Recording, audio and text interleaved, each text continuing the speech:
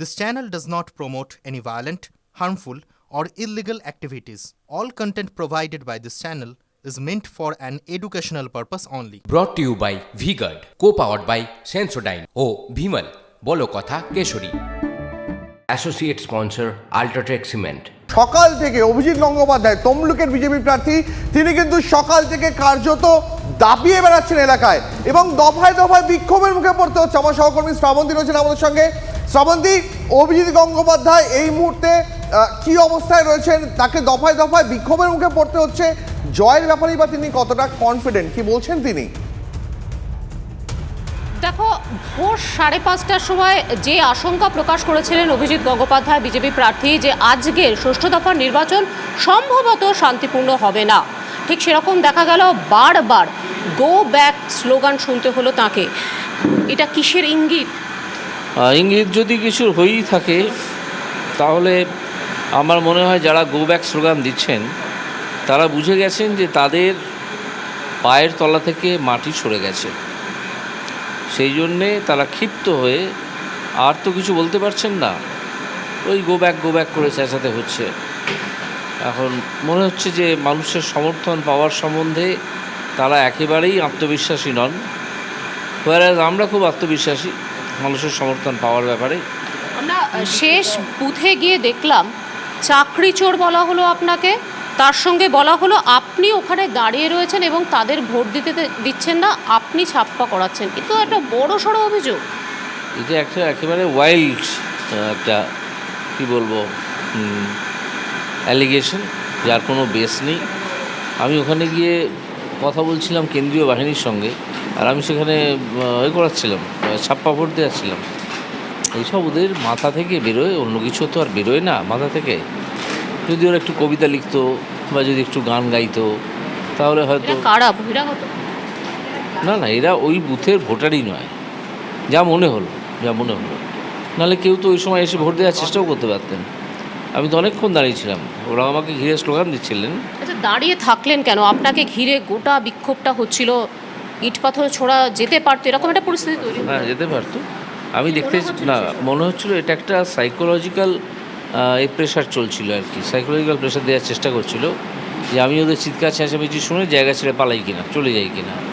আর আমিও একটা অন্য সাইকোলজিক্যাল গেম খেলছিলাম যে দেখি ওরা কতদূর বাড়ে। কারণ আমার হাতে তো যে সিকিউরিটি আছে আমার, তাদের পক্ষে এদেরকে 1-1.5 মিনিটে লাঠি চার্জ করে সরিয়ে দেওয়াটা কিছু নয়। কিন্তু আমি সে অর্ডার দিইনি, আমি ওদের চেঁচাতেই দিলাম। তবে হ্যাঁ, আমি যেটা করেছিলাম সেটা হচ্ছে যে আমি কুইক রেসপন্স টিম বা কিউআরটি যাকে বলে, তাকে পাঠানোর জন্যে আমি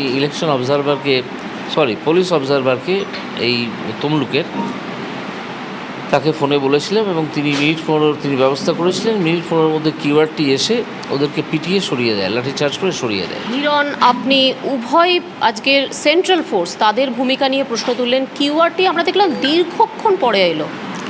হ্যাঁ, দীর্ঘক্ষণ পরে এলো ঠিকই, কিন্তু আমরা যখন গতকাল এর সঙ্গে কথা বলছিলাম, হয় ডিস্ট্রিক্ট ম্যাজিস্ট্রেট বা একজন পুলিশ অফিসারের সঙ্গে কথা হচ্ছিল, আমরা গিয়েছিলাম দেখা করতে। তারা বললেন আমাদের রেসপন্স টাইম হয় 5 থেকে 15 মিনিট, 5 থেকে 15 মিনিট রেসপন্স টাইম। দেবাংশ অভিযোগ করছে ছাপ্পা ভোটে। কেন? ভিডিও তুলে দেখাচ্ছেন। ভিডিও? কিসের ভিডিও? ছাপ্পা ভোট দেওয়া হচ্ছে, সম্পূর্ণ মিথ্যে। ডিস্ট্রিক্ট ইলেকশন অফিসার সেটাকে ডিনাই করেছেন, বলেছেন যে ওই যে ছবিটা দেখানো হচ্ছে ওটা ভিভিপ্যাট খারাপ হয়ে গিয়েছিলো কোনো একটা বুথে, সেটা বদল করার জন্য ইলেকশন কমিশনের লোকেরা গিয়েছিল। সেটাকে ওই চ্যাংড়া ছোড়া দেবাংশু সে ওটাকে বলে দিল ওটা ছাপ্পা ভোট হচ্ছে। আচ্ছা, যে অভিজিৎ গঙ্গোপাধ্যায়কে আদালতে সবাই ভগবান বলে বিশ্বাস করতেন, সেই অভিজিৎ গঙ্গোপাধ্যায়কে, সেই ভগবানকে আজকের গো ব্যাক স্লোগান শুনতে হলো, এটা কতটা আমি মর্মাহত হইনি, একেবারেই হইনি। কারণ আমি জানি যে সেই যিশু বলে গেছিলেন না, যেরা জানে না এরা কী পাপ করছে, সেরকম এরা জানে না যেরা কাকে চোর বলছে এবং কাকে সৎ ভাবছে। আপনি কিভাবে মোকাবিলা করতেন? কিসের? তাদেরও কি পাল্টা আপনি বলছিলেন তখন? হ্যাঁ, পাল্টা মানে যদি মুখোমুখি কথায় কেউ আসতো তাহলে আমি তাদেরকে বুঝিয়ে দিতাম যে কীভাবে কে চোর আসলে। আর যদি তারা মানে হিংসার পথে যেতেন তাহলে তাদেরকে তো লাঠিচার্জ করে সরিয়ে দেওয়া যেত। ঠিক আছে, আশা করি বন্দুক চার্জ করতে হতো না, লাঠিতেই যথেষ্ট হতো। তো এরা এগুলো করছে এই কারণে যে ওই যেটা বললাম প্রথমে, যে পায়ের তলায় মাটি সরে গেছে, এরাও বুঝতে পারছে। এরা তো ভোট চাইতে যায়, তখন হয়তো এদেরকে প্রশ্ন করে। সব থেকে উত্তপ্ত হয়েছিল নন্দীগ্রাম, সেখানে আজকে কি পরিস্থিতি, কি খবর এলো আপনার কাছে? আমি তো শুনছি আপনাদেরই এক সহকর্মীর কাছে যে নন্দীগ্রামে 7 জনকে আক্রমণ করা হয়েছে, তারা ভোট দিতে যাচ্ছিলেন একটা এলাকায়, এবং তাদের অনেকেই আহত, দুজনের পা ভেঙে দেওয়া হয়েছে। এটা আমি জানতাম না। তার আগে পর্যন্ত আমি শুনে এসেছিলাম, আমার কাছে খবর এসেছিল যে নন্দীগ্রাম শান্তভাবে ভোট হচ্ছে এবং ভালো ভোট হচ্ছে, মানুষ হইচই করে ভোট দিচ্ছেন। তো তারপরে এই খবরটা শুনে আমি একটু দমে গেলাম যে এটা তাহলে তৃণমূল করলো এরকম। ওরা বলছে বিজেপির ভোটার কি করেছে এটা।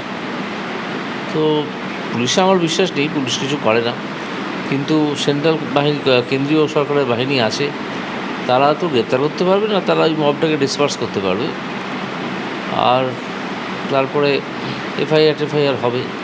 অত্যন্ত জনপ্রিয় অভিনেতা দেব, তাকেও আজকের গো ব্যাক স্লোগান শুনতে হলো।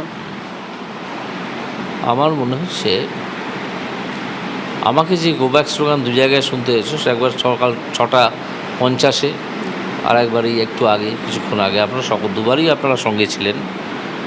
সেটা আমার মনে হচ্ছে এখন যে এইটা বোধহয় ওদেরকে শেখানো হয়েছে, যে গো ব্যাক স্লোগানটা তৃণমূলের নেতৃত্ব গো ব্যাক স্লোগানটা এবং এই কালো পতাকা এসবগুলো ওদেরকে শিখিয়েছে, যে অভিজিৎ গাঙ্গুলি এলে এগুলো দেখাবে।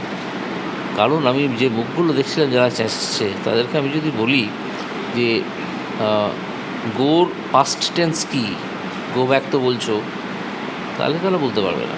ঠিক আছে, বা গো ব্যাকটা লেখো গো ব্যাক, সেটাও অনেকে লিখতে পারবে না। তো তারাও গো ব্যাক বলে চেঁচাচ্ছে। তো এটা সম্পূর্ণ তাদেরকে ট্রেন করা মনে হচ্ছে, ট্রেন করে তাদেরকে দিয়ে এগুলো চিৎকার-চেঁচামেচিগুলো বলা হয়েছে। কারণ সেই এক ভয় মানুষের মন থেকে তৃণমূল সরে যাচ্ছে। প্রায় বেলা 1টা বেজে গেছে, এরপরে কোথায় কোথায় যাবেন? এরপরে যাব এখান থেকে, এটা তো আমরা এখন মহিষাদলে আছি, মহিষাদলের কয়েকটা বুথে যাব, সেখানে কিছু অপ্রীতিকর ঘটনা ঘটেছে, সেই জায়গাগুলো দেখে যদি সেই অপ্রীতিকর অবস্থা এখনও বিরাজ করে তাহলে তার মোকাবিলা করতে হবে, যাব। তারপর যাব ময়না বিধানসভা এলাকায়, সেটা তো একটা নোটোরিয়াস জায়গা, তো সেখানে যে কোনো সময় খুন খারাপি হতে পারে, যে কোনো সময় মারামারি হতে পারে, ওটা কোনো ব্যাপারই নয়। তো সেখানে ময়নাতে যাব। তারপর যদি দেখি মাঝপথে অন্যান্য কোথাও রাগ করছে, তাহলে সেখানেও যাব। একটু অন্য প্রশ্ন করি, যেখানে আমরা কিছুদিন আগেই দেখলাম যে বাংলাদেশি একজন সাংসদ, তাকে খুন, কলকাতা কি এরকম একটা ভয়ঙ্কর জায়গা হয়ে যাচ্ছে? পুলিশের নজর এড়িয়ে কি সব কিছু?